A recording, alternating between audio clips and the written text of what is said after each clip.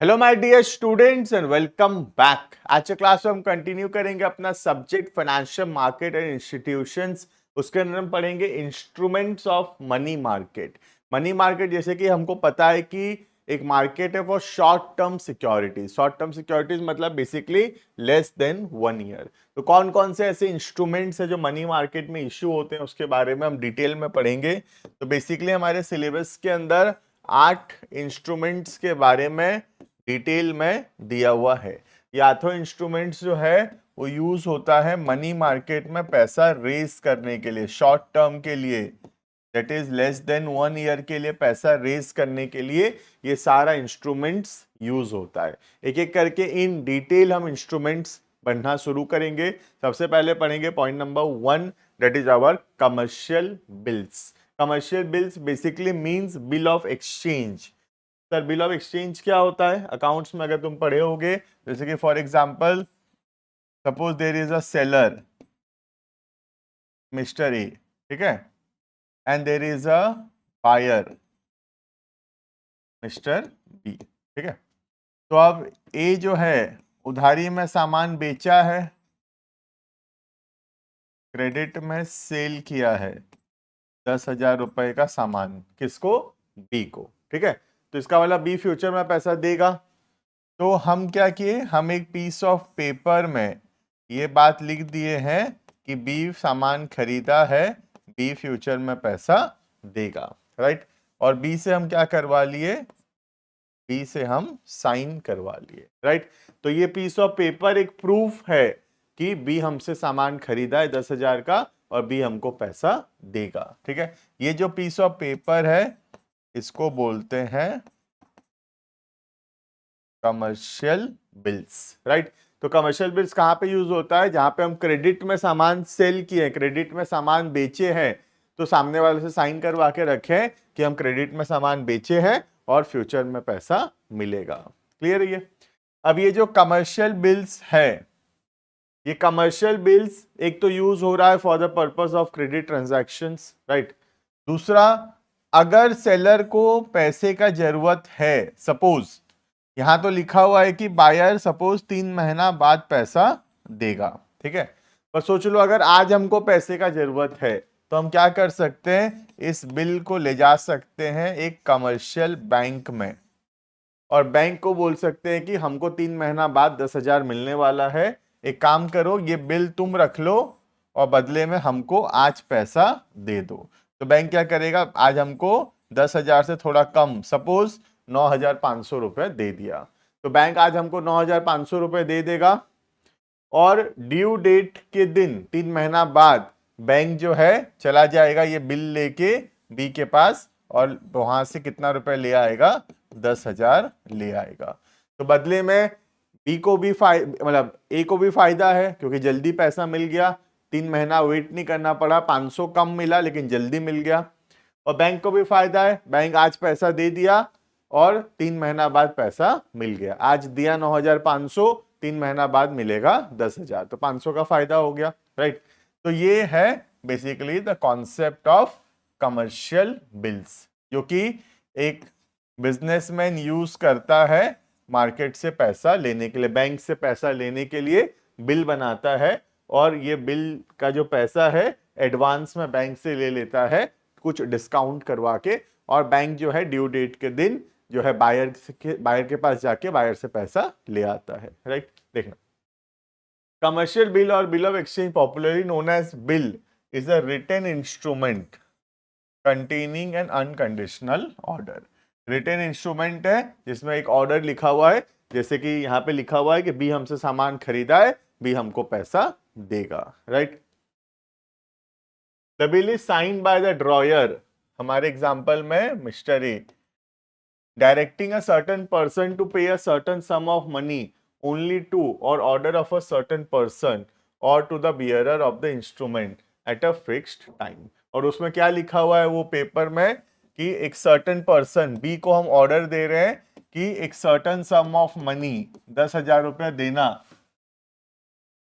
To a certain person, या तो जिसका नाम लिखा हुआ है उसको मिलेगा और टू द बियरर जो वो इंस्ट्रूमेंट जिसके पास है उसको पैसा मिलेगा। एट अ फिक्स टाइम, 3 महीना बाद, राइट। तो उसमें लिखा हुआ है कि ये व्यक्ति को पैसा दे देना 3 महीना के बाद 10,000 रुपए, राइट। और यहाँ पे बी बाउंड है पैसा देने के लिए, right. Once the buyer signifies his acceptance, B accept कर दिया, बी साइन कर लिया, अब ये क्या बन गया, अब ये एक लीगल डॉक्यूमेंट बन गया है। ये बिल जो है अब एक लीगल डॉक्यूमेंट बन गया है। इस लीगल डॉक्यूमेंट में ये बात लिखा हुआ है कि ए जो है बी को उधारी में सामान बेचा है और बी जो है फ्यूचर में पैसा देगा। क्लियर है? Bill of exchange is a very important document in commercial transactions. When the buyer is unable to make the payment immediately, the seller may draw a bill upon him payable after a certain period. तो अगर immediately buyer पैसा नहीं दे पा रहा तो हम लोग उधारी में सामान बेचेंगे और लिखेंगे फ्यूचर में पैसा देना बोल के, right? The buyer accepts the bill and returns to the seller. The seller may either retain the bill, या तो हम 3 महीना वेट करेंगे, या तो हम 3 महीना वेट करेंगे, 3 महीना बाद जाके बी से पैसा ले आएंगे, या फिर इसको हम बैंक से डिस्काउंट करवा लेंगे। 3 महीना वेट नहीं करके इमीडिएटली पैसा मिल जाएगा अगर हम उसको बैंक से डिस्काउंट करवा लें तो, लेकिन थोड़ा पैसा कम मिलेगा, right. Usually such bills are discounted और rediscounted by the commercial bank. Commercial bank फिर उसको रीडिस्काउंट करवा लेता है, किससे? From the central bank. जैसे एग्जांपल के तौर पे सोच लो ये बैंक है, बैंक तुमसे बिल लिया, 10,000 का, है ना, और बदले में तुमको आज पैसा दे दिया 9,500, ठीक है। अब बिल बैंक अपने पास रख लिया। अब बैंक क्या करता है, इस बिल को हो सकता है आरबीआई से डिस्काउंट करवा ले। आरबीआई को बोले कि देखिए 10,000 का बिल है, तू मेरे से ले ले इसको 8,800 में, ठीक है। तो आरबीआई 8,800 रुपया दे दिया कमर्शियल बैंक को और बिल अपने पास रख लिया। अब आरबीआई वेट करेगा 3 महीना और पैसा ले आएगा 10,000, ठीक है।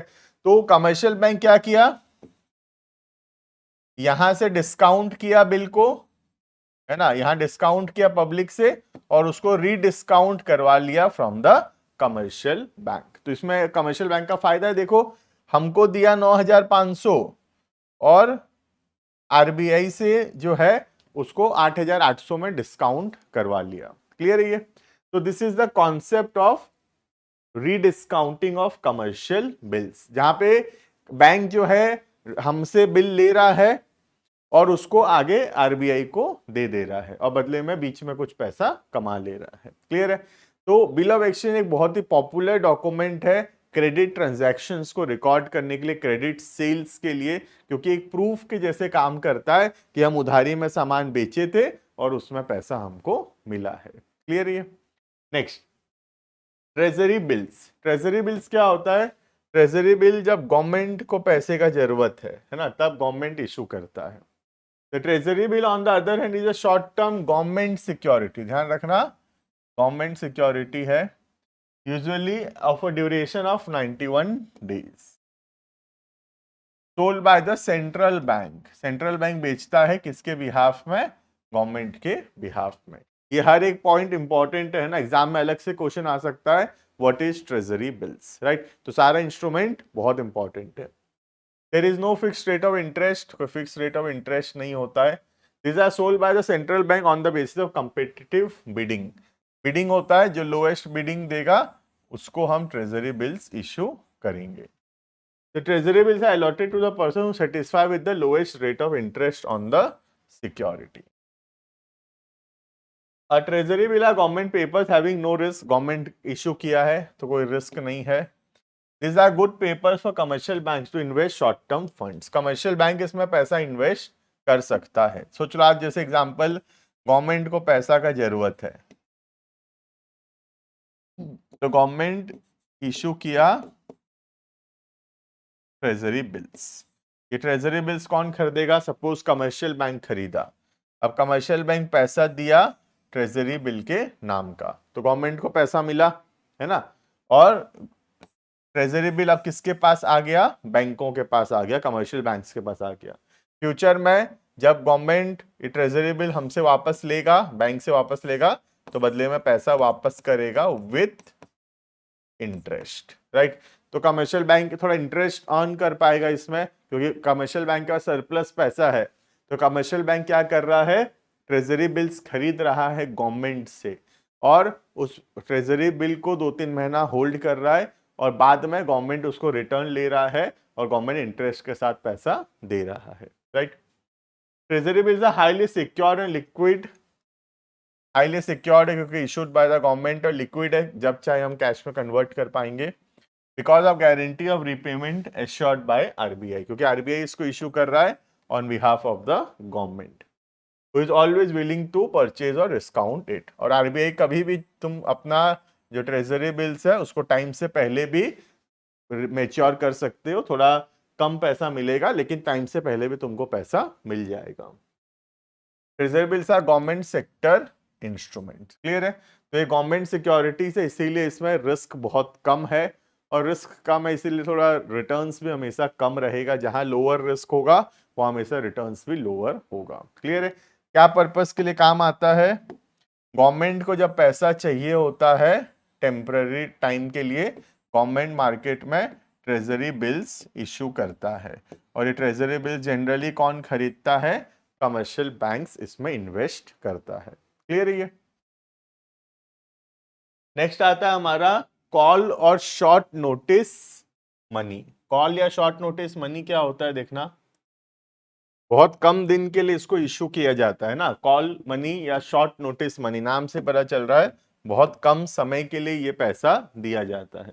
Call money refers to money given for a very short period, it may be taken for a day, overnight, but not exceeding 7 days. Maximum duration है 7 डेज का, तो वेरी शॉर्ट पीरियड के लिए है ये। Surplus funds of commercial banks and other institution usually given as call money. तो कौन issue करता है, कमर्शियल बैंक या फाइनेंशियल इंस्टीट्यूशंस के पास जब टेम्परेरीली ज्यादा पैसा होता है तो वो जो है कॉल मनी इशू करते हैं। किसको इशू करते हैं, किसी दूसरे बैंक को जिसको पैसा का जरूरत है, right. Banks are the borrowers and the lenders, bank borrower भी है और बैंक ही लेंडर्स भी हैं। एक बैंक दूसरे बैंक को पैसा दे रहा है टेम्पररी पीरियड के लिए, तो जो एक बैंक है जो दे रहा है वो लेंडर बैंक हुआ, और दूसरा वाला बैंक जो है वो बोरोवर बैंक हुआ, right. Bank borrows call funds for a short period to meet the cash reserve ratio requirement and repay back once the requirement has been met. कभी कभी सीआरआर का जो रिक्वायरमेंट है उसको मेंटेन करने के लिए एक बैंक दूसरे बैंक से पैसा बोरो करता है for a very short period. Sometime individuals of very high financial standing may borrow money for a very short period to meet their business financial needs। कई बार बड़े बड़े जो उद्योगपति है, बड़े बड़े बिजनेसमैन है, वो लोग भी टेम्पररी पीरियड के लिए पैसा बोरो करते हैं। रेट ऑफ इंटरेस्ट बहुत कम होता है इसमें। Another variation of call money is notice money which can be for a period up to 14 days। जैसे कॉल मनी 7 डेज के लिए है, एक नोटिस मनी होता है। ये जो नोटिस मनी है, नोटिस मनी का ड्यूरेशन जो है वो 14 डेज हो सकता है, क्लियर है ये। Money at call and short notice appears on the asset side of the balance sheet. Obviously जो लेंडर बैंक है जो पैसा दिया है उसके लिए तो एसेट ही है ना, क्योंकि वो पैसा दिया है, फ्यूचर में उसको पैसा मिलेगा। Represent temporary loans to bill broker, stock brokers and other banks. If the loan is given for 1 day, अगर एक दिन के लिए हम लोन दिए हैं, it is called as money at call. And if the loan cannot be called back on demand, it will require at least 3 days for calling back. It is called as money at short notice. अगर minimum 3 दिन का समय देना पड़ेगा, उसके बाद पैसा मांग सकते हो, it is called as money at short notice. तो मनी एट कॉल का मतलब एक दिन के लिए पैसा दिए हैं, एक दिन बाद वापस करना पड़ेगा। And money at short notice का मतलब है पैसा दिए हैं, 3 दिन पहले हम बताएंगे और 3 दिन बाद तुमको पैसा देना पड़ेगा, right. It also include deposit repayable within 10 days or less than 15 days notice. It is called interbank call money market, है ना। अगर 10 दिन 15 दिन का नोटिस चाहिए तो it is interbank call money market.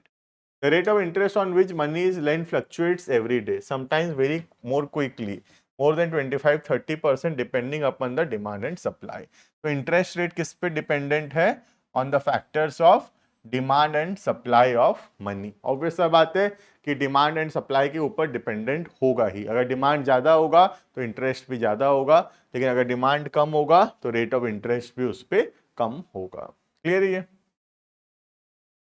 Next आता है हमारा सर्टिफिकेट ऑफ डिपॉजिट्स। ठीक है, सर्टिफिकेट ऑफ डिपॉजिट्स जो कॉन्सेप्ट है वो एफडी के जैसा है।